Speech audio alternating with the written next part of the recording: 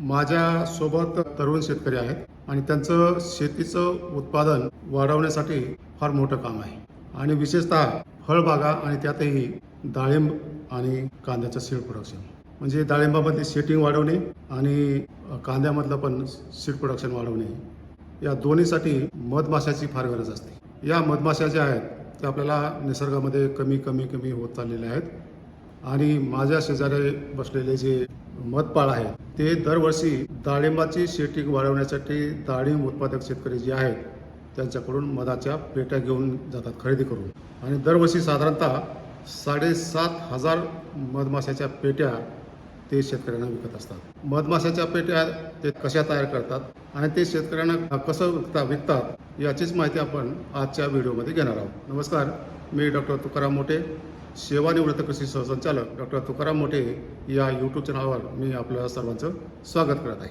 नमस्कार, मी ज्ञानेश्वर शिवाजीराव मलिडे, राहणार लातूर। मी 2016 पासून मधमाशी पालनाचा व्यवसाय सुरुवात केलेली आहे। शेतकरी बंधूंनो, यांनी 2016ला मधमाशाचा जो व्यवसाय आहे मध गोळा करण्याचा तर तो सुरू केला।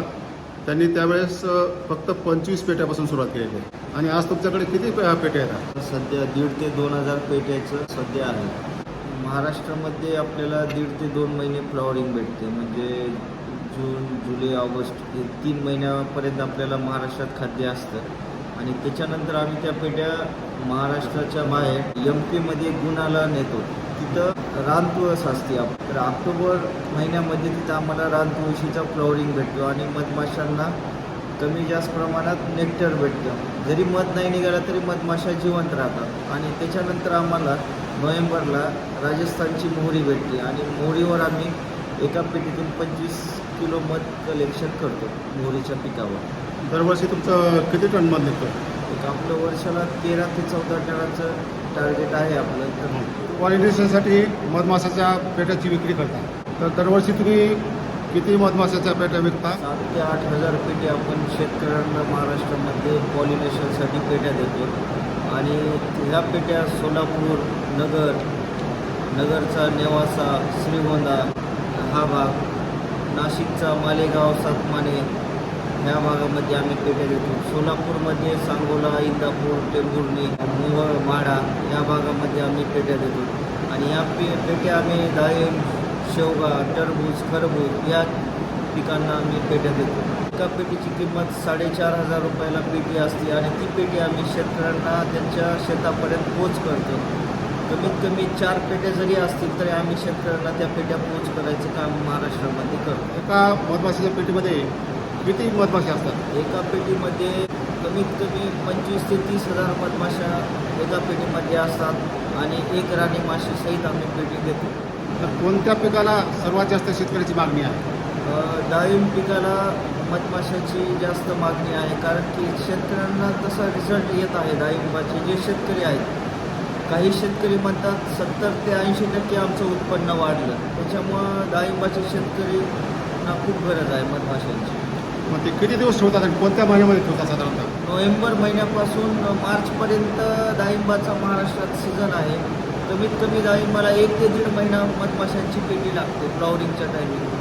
बाकीच्या पिकाला टरबूज असेल, खरबूज असेल, त्यांना 20-25 दिवस पेटी मधमाशाची गरज असते फ्लॉवरिंगसाठी। डाळिंबाच्या 450 झाडाला कमीत कमी 2 पेट्या आपण शेतकऱ्यांना देतो, म्हणजे प्रॉपर प्रत्येक फुलाला मधमाशी व्हिजिट करेल अशा हिशोबाने आम्ही 2 पेट्या शेतकऱ्यांना देतो आणि टरबुजाला कमीत कमी एकरी 1 पेटी जरी घेतली तर शेतकऱ्यांचं काम होतं, तर आम्ही एकरी 1 पेटी टरबुजाला देतो। कांद्याला एकरी 2 पेट्या आम्ही शेतकऱ्यांना रेंटने देतो, म्हणजे कांद्याचं जे पीक आहे तर काही भागामध्ये शेतकऱ्यांना माहीत नाही की मधमाशी लागते, म्हणून त्यांना आम्ही रेंटमध्ये आम्ही पेट्या देतो। 2,500 रुपये आम्ही महिन्यासाठी भाडं घेतो एका पेटीला। आम्ही जेव्हा सुरुवात केली होती 2016ला तर माझ्याकडे जे शेतकरी होते ते पण आत्ता कनेक्ट आहेत आणि त्यांच्यामुळं आत्ता अजून शेतकरी वाढलेले आहेत, त्याच्यामुळं शेतकऱ्याचं उत्पन्न वाढतच आहे। समजा आपला उद्या जर स्प्रे आहे तर शक्यतो नाईटला स्प्रे घ्यायचं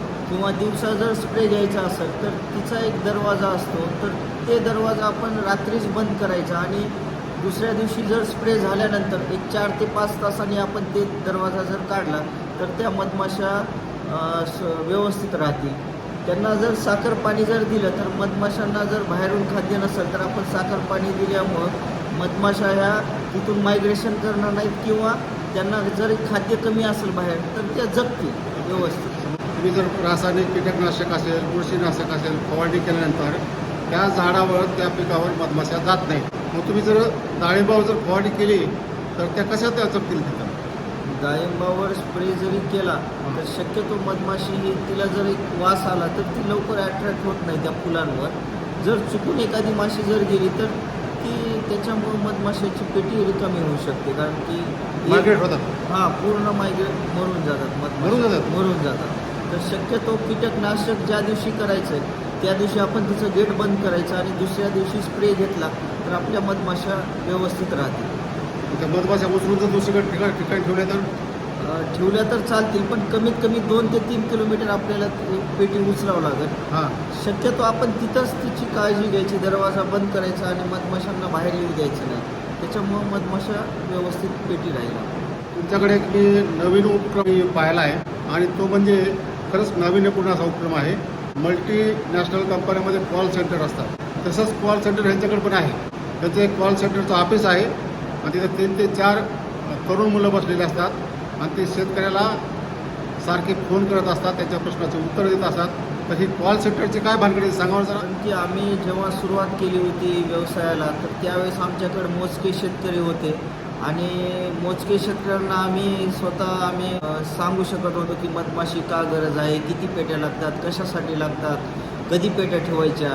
पण आता ज्यावेळेस आमचं 2 ते 3 वर्षाच्या अगोदर मधमाशाची मागणी जास्त वाढली किंवा शेतकरी आम्हाला कनेक्ट झाला तर प्रत्येक शेतकऱ्यांना आम्ही स्वतः पोचू शकत नव्हतो. तर आता आम्ही कसं पोचायचं, तर मग आम्ही एक कॉल सेंटर काढलं आणि प्रत्येक शेतकऱ्यांना आम्ही कॉल केला. त्यांना गेल्या वर्षीचं उत्पन्न, या वर्षीचं उत्पन्नात किती फरक पडला, मधमाशी तुम्हाला किती गरज लागते, काय नाही, आम्ही सर्व त्यांना माहिती देतो. कधी पेटी ठेवायची, 10% कळी उमलली की आपण पेट्या ठेवतो. ही सर्व आपण मधमाशीबद्दल जेवढी माहिती आहे ती आपण शेतकऱ्यांना पोच करतो. किंवा शेतकऱ्याला काही अडचण आली, मधमाशाचं आम्हाला उद्या स्प्रे करायचं आहे तर काय करावं, तर शेतकरी डायरेक्ट कॉल करून विचारतो. मग आम्ही त्यांना आमच्या कॉल सेंटरमधून सांगतो की आता हे आम्ही असं करा, त्या मधमाशीची काळजी कशी घ्यायची काय नाही. त्याच्यासाठी आम्ही कॉल सेंटर काढलेलं आहे.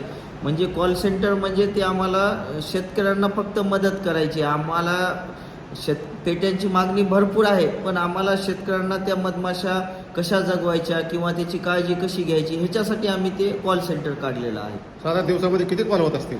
दिवसाला एक व्यक्ती आमचे 300 ते 400 कॉल करतात प्रत्येक शेतकऱ्यांना. मग ती शेतकऱ्याची लिस्ट तुमच्याकडे आहे का? लिस्ट आहे आपल्याला, डाळिंबाची लिस्ट आहे. महाराष्ट्रामधले जेवढे डाळिंबाच्या बागा आहेत तेवढ्या शेतकऱ्यांची लिस्ट आहे. शेवग्याच्या ज्या बागा आहेत त्यांची लिस्ट आहे. टरबूज, खरबूज, जे दरवर्षी टरबूज घेतात त्यांची लिस्ट आहे.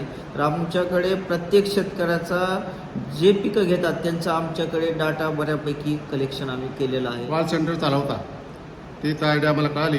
एखाद्या डाळी उत्पादक शेतकरी असेल, टरबूज उत्पादक शेतकरी असेल, त्यांना जर तुमच्याकडून मधमाशाची पेटी खरेदी करायची असेल काय प्रक्रिया आहे, कसं का तुमच्याशी संपर्क करावा लागेल? आमचं कसं आहे, इंस्टाग्राम किंवा फेसबुकवर लातूर मधुशाळा ह्या नावाने आमचं पेज आहे. तर त्याच्यावर आमचा कॉन्टॅक्ट नंबर आहे, मोबाईल नंबर आमचा जो आहे तो तिथं दिलेला आहे. कोणता नंबर आहे तो? आमचा 70 30 30 9007 हा आमचा कस्टमर केअर नंबर आहे. आज जर पेटीची ऑर्डर दिली तर कमीत कमी 2 ते 3 दिवसामध्ये आम्ही पोच करायची व्यवस्था करतो महाराष्ट्रामध्ये कुठे पण. म्हणजे प्रत्येक जिल्ह्यातून जरी फोन आला तर आमचे महाराष्ट्रामध्ये 5 ते 6 ठिकाणी आम्ही मधमाशांच्या पेट्याचे हब केलेले आहेत. तर आम्ही तिथून आम्ही पेट्या देतो.